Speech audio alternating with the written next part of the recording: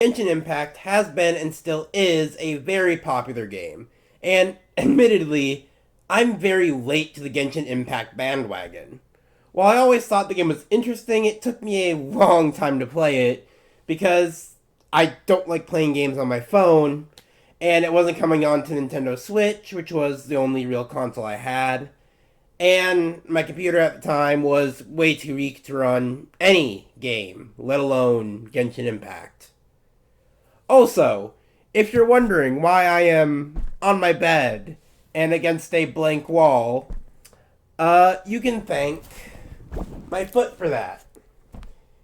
But, yeah, I'm on crutches now, so just to make things easier, I moved my computer and just the entire video production into my bedroom, which I've neglected because, well, I'm never in it.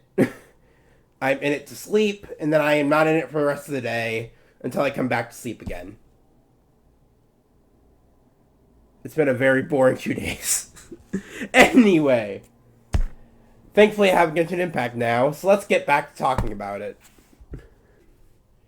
Now, most people who haven't played Genshin Impact probably know it most for its gacha mechanic, considering everyone on the internet seems to lust over every new character.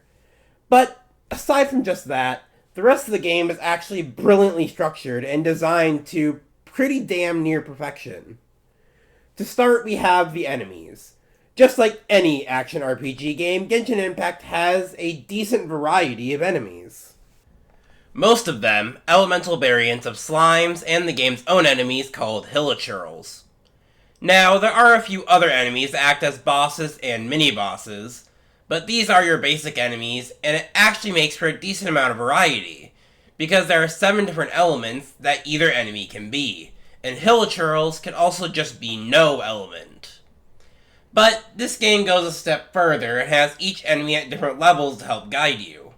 In fact, it's the level barrier that sort of blocks you from the areas later in the game's story. You can walk through the entire map, but some areas will have higher level opponents that may kill you in 1 or 2 hits if your levels are too low. Doing this makes for a bigger sense of immersion, as you're not being stopped by some invisible wall, but an obstacle that you can clearly see how to overcome and know how you will eventually get past it. Plus, as the creators themselves say, they took the same cues from Breath of the Wild, adding in all sorts of mechanics to enhance exploration by giving you more options. You can walk, run, swim, climb, and even glide through the air. And, of course, you can jump, the most innovative mechanic in gaming. Plus, unlike Breath of the Wild, which has an annoying durability mechanic where your weapons break every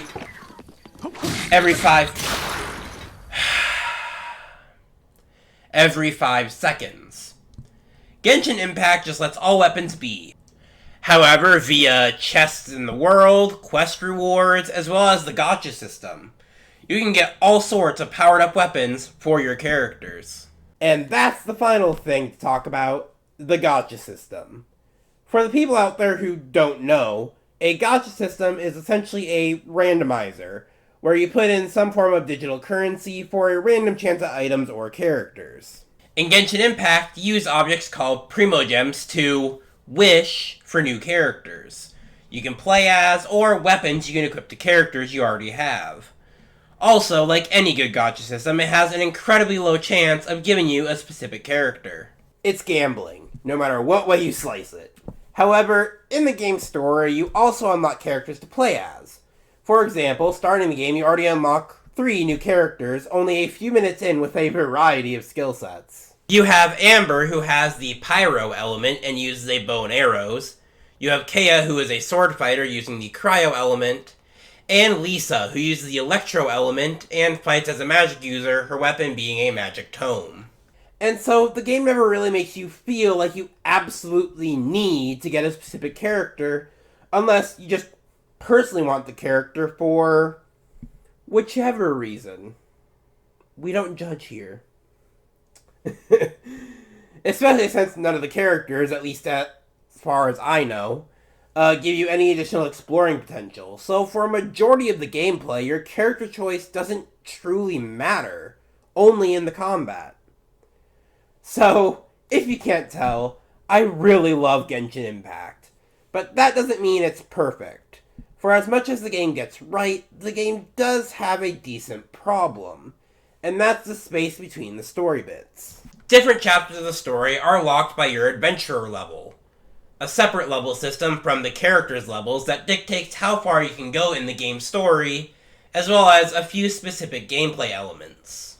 You can, obviously, do the first part of the story right away, but once you're done with that first part, you have to just mess around and grind, and while not really doing anything just to boost your adventure rank. Thankfully, the game has side quests to help prevent complete boredom, but there's still a decent chunk left with just nothing but empty exploring. Trying to boost your rank so you can move on. But that's just my personal experience because I love story, and it doesn't take away from everything else in the game that it does incredibly right. This game is definitely one of my favorites, and I definitely recommend that you give it a try, provided you have the means to play it. And with that, it's time for me to head off. Remember to like the video if you enjoyed it, and while you're down there, why not leave a comment with your thoughts? If you want to support me, I have a $1 and $5 tier on Patreon. The $1 tier gets your name at the end of each video, in the corner there, in the Patreon corner. And for $5, you get an avatar displayed on screen at the top, along with me saying your name out loud, like... Or, of course, you can support me for free by subscribing down below. And last but not least, I would like you all to remember to stay awesome!